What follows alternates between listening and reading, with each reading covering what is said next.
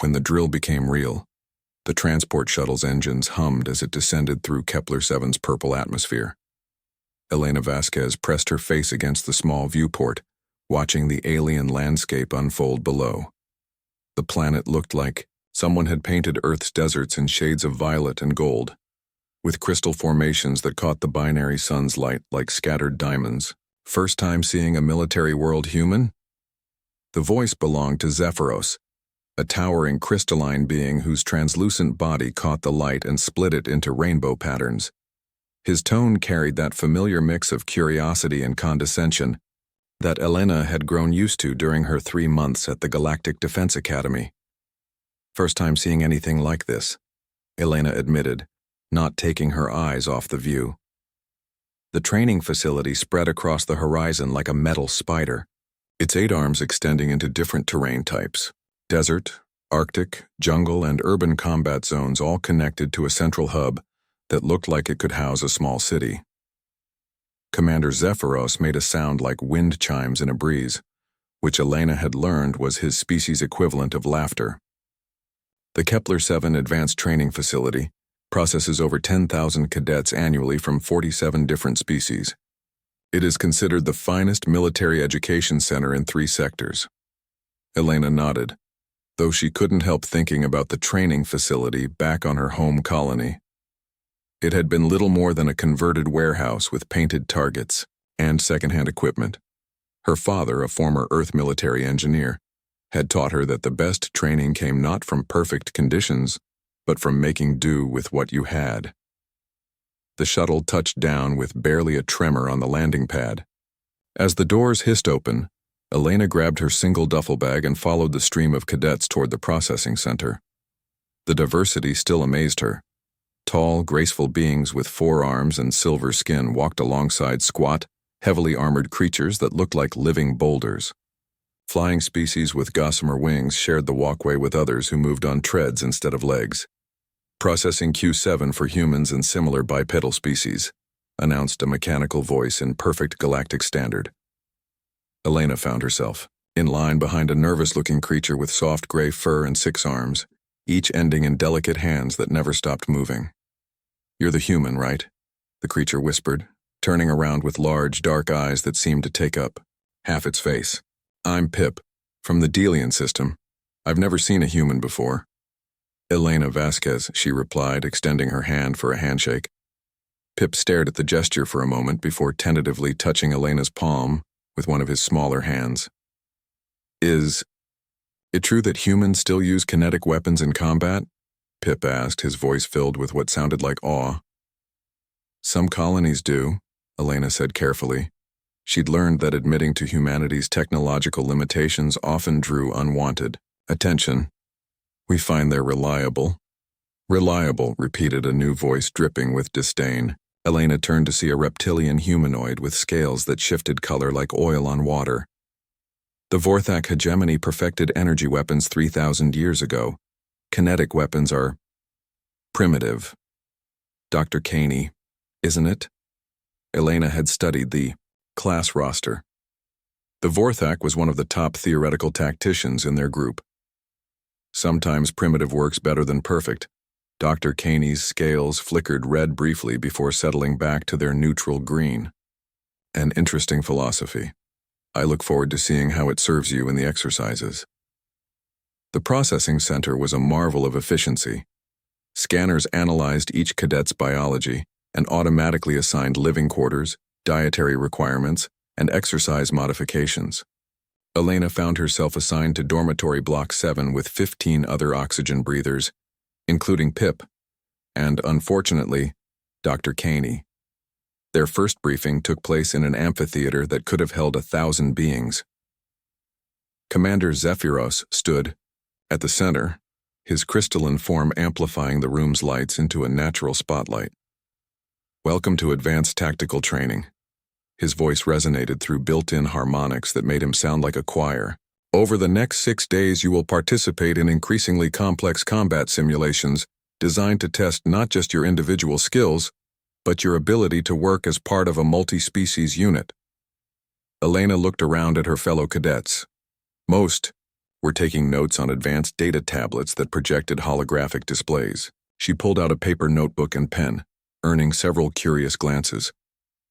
The scenarios you will face are based on real historical conflicts, Zephyros continued. The facility's artificial intelligence will play the role of enemy forces, adapting to your tactics in real time. The goal is not just victory but creative problem-solving under pressure. A translucent blue hand raised from the audience. Commander, what are the parameters for equipment usage? Standard Academy weapons and defensive systems only. The point is to test your tactical thinking, not your personal technology. Zephyros's attention turned to Elena. Cadet Vasquez, your species is new to the Academy. Do you have any questions? About the exercises? Elena stood, feeling hundreds of alien eyes focus on her. What happens if the standard equipment fails, sir? The question drew murmurs from around the amphitheater. Dr. Kane's scales flickered with what Elena was beginning to recognize as amusement. The Academy's equipment undergoes rigorous testing, Zephyros replied. Failure is not anticipated. But if it did fail, sir, Zephyros was quiet for a long moment, his internal light patterns shifting slowly. Then you would adapt, cadet, as any good soldier must. The first exercise began at dawn the next day. Elena's squad of 12 cadets from 8 different species found themselves in the desert training zone, facing what appeared to be a simple reconnaissance mission. Their target was a mock enemy facility hidden among the crystal formations 2 kilometers away. Standard approach, announced squad leader Thalax, a 4-armed being whose species had been fighting wars for millennia. Sensor sweep, identify defenses, coordinate simultaneous strike. Elena watched as the others activated their scanning equipment. Advanced displays showed enemy positions, weapon types, patrol patterns, and vulnerability assessments. It was impressive. Technology that would have been magic to her grandparents. Targets identified, reported Dr. Kane, his scales shifting through a rapid color sequence. 12 automated sentries, 4 heavy weapons platforms, standard energy shields. Suggested approach? Thalax asked the group. The answers came quickly. Disrupt the shields with coordinated energy pulses. Neutralize sentries with long range. Particle beams advance under cover of suppression fire. Elena listened to the discussion, but something bothered her about the whole setup. She pulled out a pair of old-fashioned binoculars, a gift from her father that had seemed almost embarrassingly primitive during equipment inspection. Through the lenses, she studied the enemy facility more carefully. That's interesting, she murmured. What did you find, Elena? Pip scuttled over, his 6 arms making him remarkably stable on the loose sand. Look at the power lines, Elena said, handing him the binoculars. See how they're all routed through that single junction box on the north side? Pip squinted through the eyepieces. I see it. But our scanners already identified the power distribution system. Did they identify that it's a single point of failure? Elena asked. The planning session continued around them, but Elena found herself thinking about the problem differently. Her father had always told her that the best engineers didn't just understand how things worked, they understood how things could break. 20 minutes later, the attack began. Energy weapons lit up the desert like a light show as the squad advanced on the facility. The plan was working perfectly, too perfectly, Elena realized. The enemy resistance was exactly what the scanners had predicted, no more, no less. She broke from formation and started running toward the north side of the facility. Vasquez. Thalax's voice crackled through her comm unit. Return to position. 30 seconds. Elena called back, pulling a small device from her kit. It wasn't standard Academy equipment. Technically, it was a maintenance tool for atmospheric processors. But Elena's father had taught her that any tool could be the right tool if you understood what you were really trying to accomplish. The junction box was protected by a simple energy shield, the kind designed to stop weapons fire. But Elena's device wasn't a weapon. It was a harmonic resonator, designed to test the structural integrity of machinery. She attached it to the base of the junction box and activated it. The shield flickered once, twice, then failed entirely as the resonator found the exact frequency that disrupted its power flow. Elena pulled a simple crowbar from her kit and pried open the junction box. Inside was exactly what she'd expected, a vulnerable cluster of power relays that kept the entire facility running. She cut 3 specific cables. Every light in the enemy facility went dark. The weapons platforms powered down. The sentries stopped moving. "Exercise complete," announced the facility's AI. "Objective achieved through unconventional means. Analysis beginning." The squad gathered around Elena as she coiled her cables and put away her tools. Most of them looked puzzled, though Pip seemed excited. "How did you know that would work?" Dr. Kane asked, his scales cycling through colors Elena hadn't seen before. "I didn't," Elena admitted, "but I knew it was worth trying. The scanners showed you what the facility could do. I wanted to know what it needed to do it." Commander Zephyros materialized in the training zone a few minutes later, his crystalline form casting rainbow patterns across the sand. "Cadet Vasquez, your approach was not covered in any Academy tactical manual." "No, sir," Elena agreed, "but it worked. Indeed it did. However, such improvisation would not be possible against a real enemy with proper redundancies." Elena nodded respectfully, but privately disagreed. In her experience, the more complex a system became, the more ways it could break, and humans had gotten very good at breaking things. The second exercise took place in the urban combat zone that afternoon. This time, the squad was tasked with defending a civilian evacuation point against waves of enemy attackers. The scenario was designed to test resource management and tactical flexibility as ammunition and power supplies ran low. Elena noticed the problem within the first hour. The Academy's weapons were incredibly sophisticated, but they were also incredibly dependent on power cells that had to be replaced every few minutes of sustained fire. As the attacks intensified, cadets began reporting low power warnings. "We need to conserve ammunition," Thalax ordered.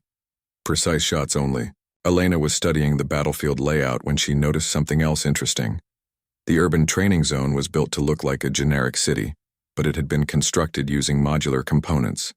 Support beams, wall panels, even decorative elements could be disconnected and moved with the right tools. "Pip," she called over, "can you help me with something?"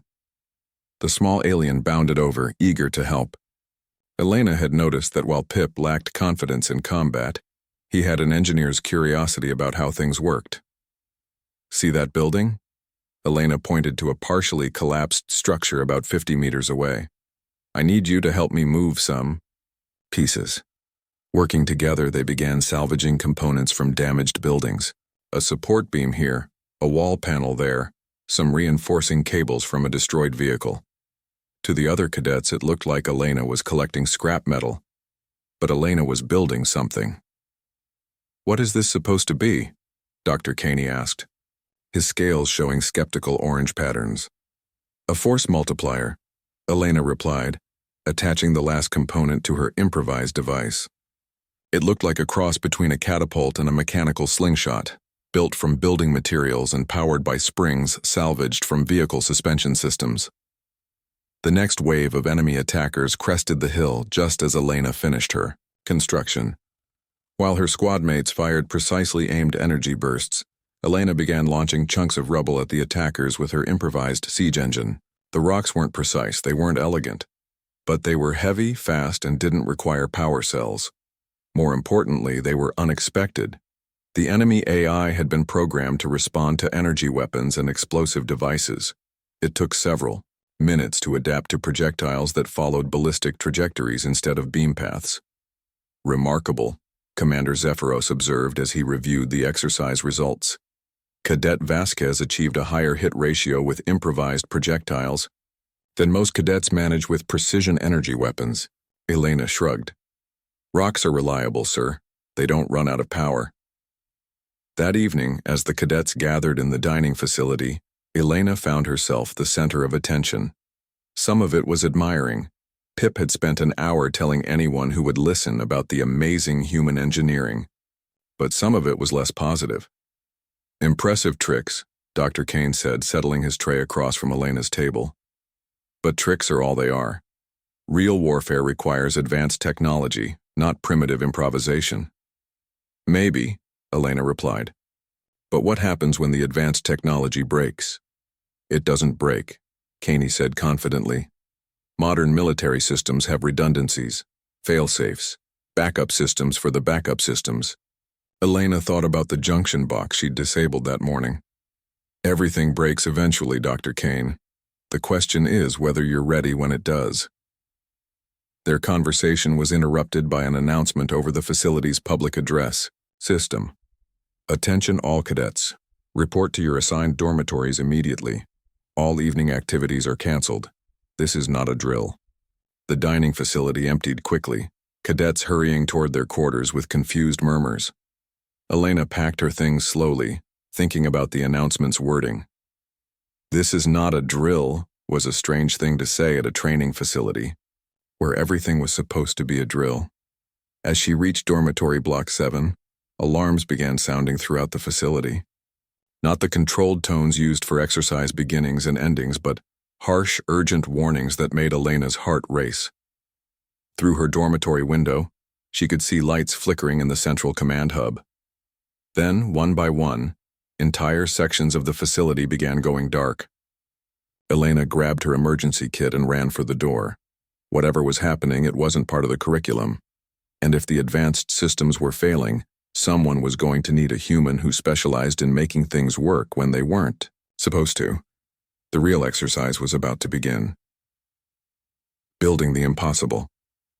The corridor lights flickered and died just as Elena reached the main hallway. Emergency lighting kicked in, casting everything in a dim red glow that made the alien architecture look even more foreign and threatening.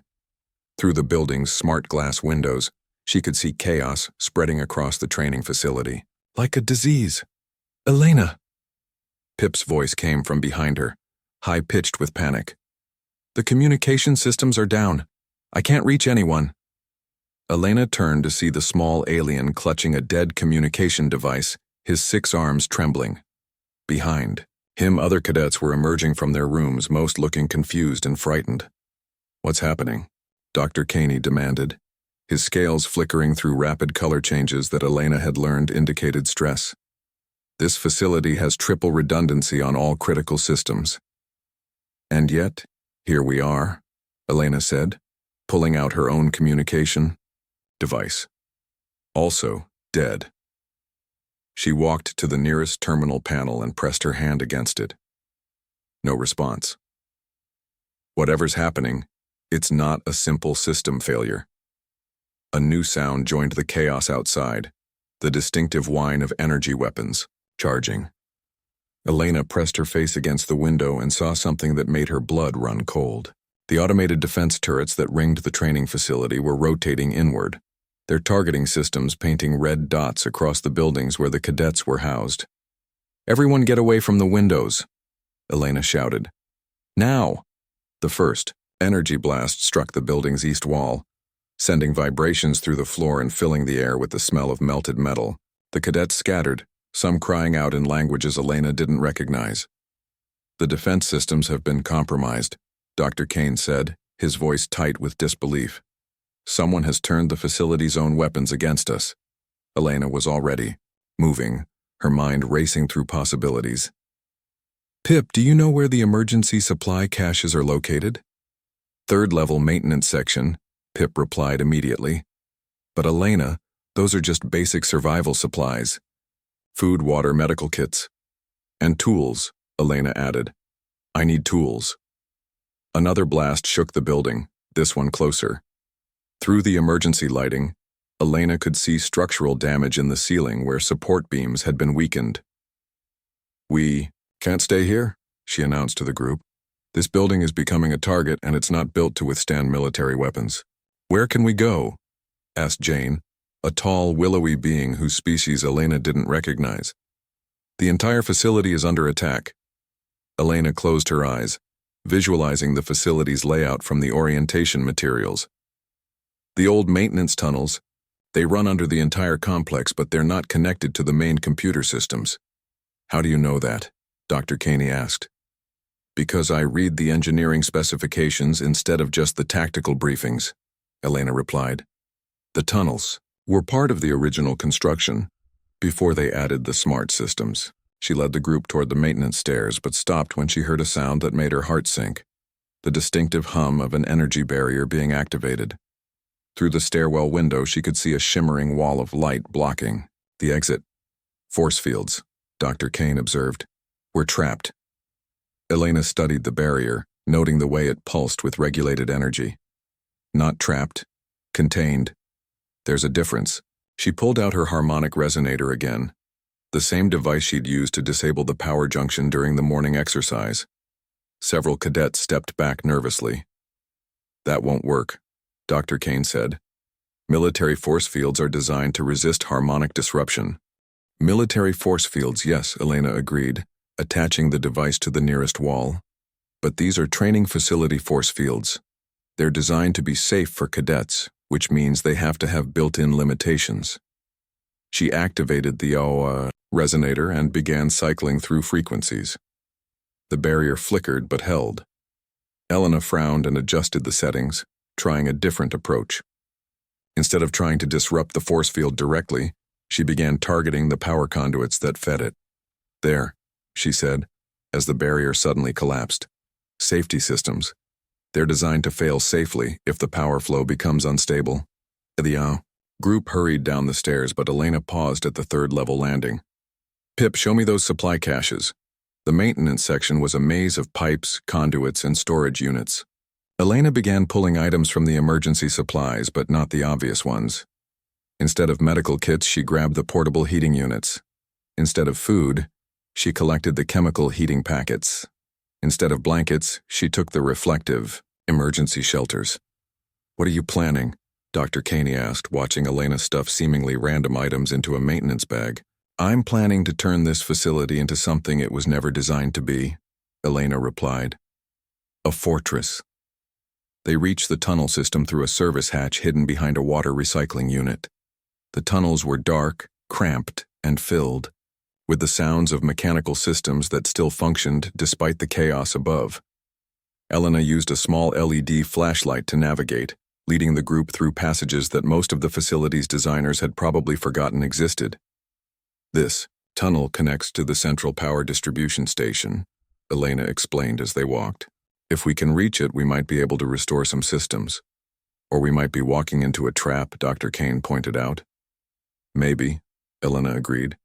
But staying trapped in a dormitory definitely wasn't working. The power station was a cathedral of machinery, with massive generators and distribution systems that supplied the entire training facility. Elena stood in the doorway, taking in the sight of dozens of status lights, most of them red. It's beautiful, Pip whispered. I've never seen power systems this complex. Elena nodded, but she was looking at the machinery with different eyes. It's over-engineered, she said. All these redundancies and fail-safes, they make it incredibly complicated to repair when something goes wrong. She approached the main control panel, noting the sophisticated holographic interface that was completely dark. The control systems are down, but the generators are still running. The problem isn't power generation, it's power distribution. Can you fix it? Jane asked hopefully. Elena studied the maze of conduits and switching systems. I can't fix it. The control systems are too advanced for field repair, but I might be able to bypass it. Bypass it how? Dr. Caney asked. Elena pointed to a section of the power station that looked older than the rest. Manual switches, physical breakers. This facility was built in stages, and the original systems were designed to be operated by hand. She began, working her way through the power distribution system, identifying which circuits controlled which areas of the facility. It was slow work, made more difficult by the fact that the labeling was in several different alien languages. Elena, Pip said quietly, I think I should tell you something. What is it? I'm not actually a combat cadet, Pip admitted. I'm an engineering student. I was only here because my species requires military training before we can work on civilian infrastructure projects. Elena smiled. Pip, that's the best news I've heard all day. Can you read Delian technical specifications? Of course. Good. Start reading these power distribution charts. I need to know exactly what each circuit controls. Working together, They began mapping the facility's power grid. Elena manually activated circuits one by one, while Pip called out what systems came online. Lights flickered back to life in sections of the facility. Environmental systems began humming back to normal. And most importantly, the internal communication network started working again. Anyone out there? This is Commander Zephyros. All cadets report to safe positions immediately. Elena grabbed the nearest communication panel. Commander, this is Cadet Vasquez. I have 11 cadets with me in the central power station. We've restored partial power to sections 7 through 12. Vasquez? The surprise in Zephyros's voice was evident even through the static. How did you reach the power station? Maintenance tunnels, sir. The automated systems can't track us down here. Outstanding work, Cadet. However, I need you to evacuate immediately. We're dealing with a hostile takeover of the facility's defense systems. Elena looked around at the power station, at the manually operated switches and the physical control systems that couldn't be hacked or remotely overridden. Sir, with respect, I think we're in the safest place in the facility, and we might be able to help. Explain. The attackers have control of the computerized systems, but they can't control the manual systems. If we can bypass the automated controls, we might be able to restore defensive capabilities. There was a long pause. Cadet Vasquez, what you're proposing is extremely dangerous. You're not trained for this kind of operation. Neither were the humans who held the Alamo, sir. But they held it anyway. Another pause. I'm not familiar with that reference. It's a human thing, sir. Sometimes the best way to win is to make your stand where the enemy doesn't expect it. Over the next hour, Elena and her team worked to transform the power station from a utility center into a command post. She had Pip restore communications to other parts of the facility, establishing contact with scattered groups of cadets and instructors. Dr. Caney, despite his earlier skepticism, proved invaluable at analyzing the attackers' patterns and identifying weaknesses in their control systems.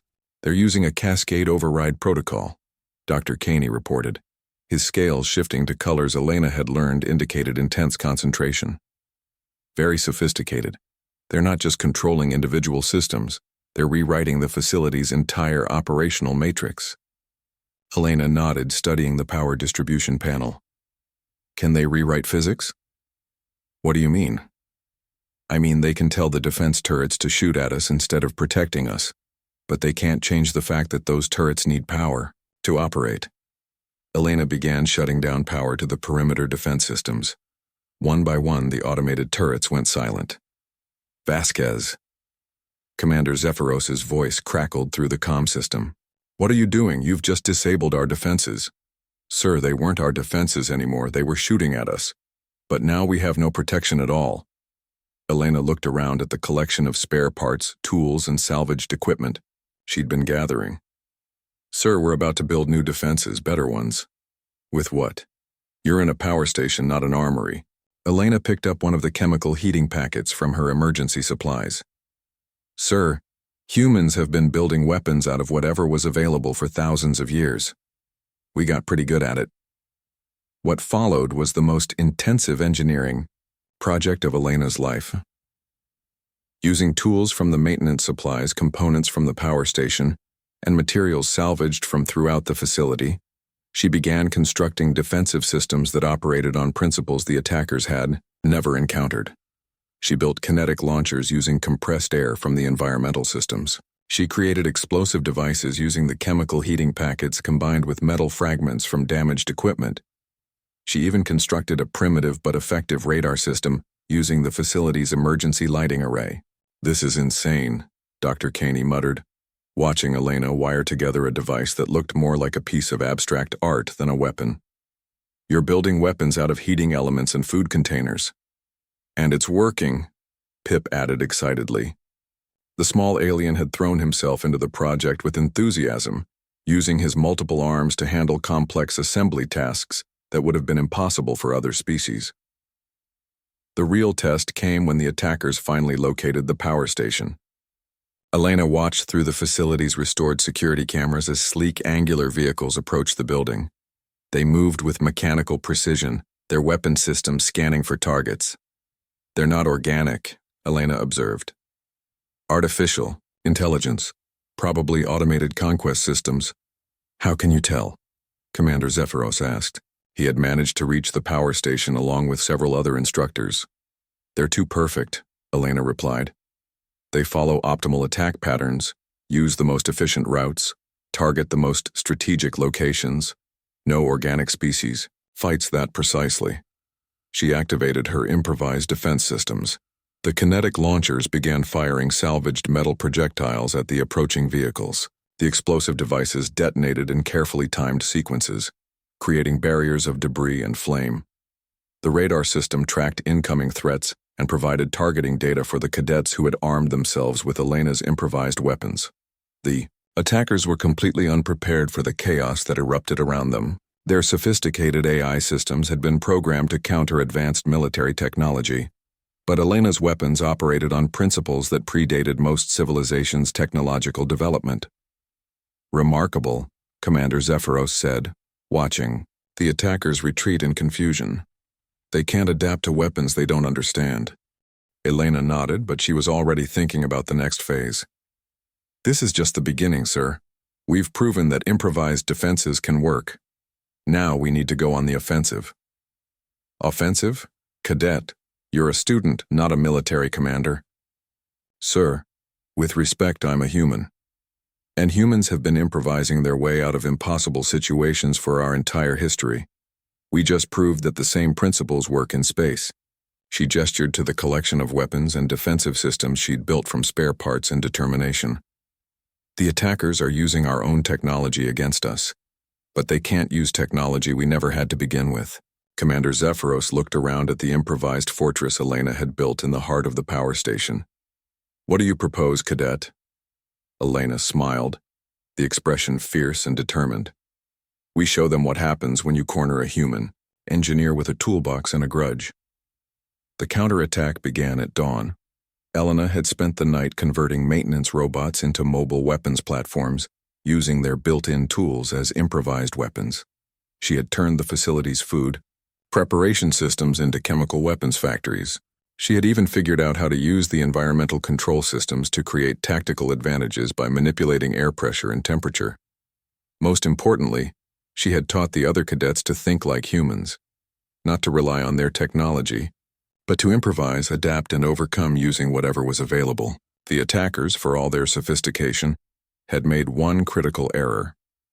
They had assumed that advanced civilizations would always use advanced solutions. They had never encountered a species that considered primitive to be a tactical advantage, rather than a limitation. By the time reinforcements arrived from the Galactic Defense Command, the facility was back under friendly control.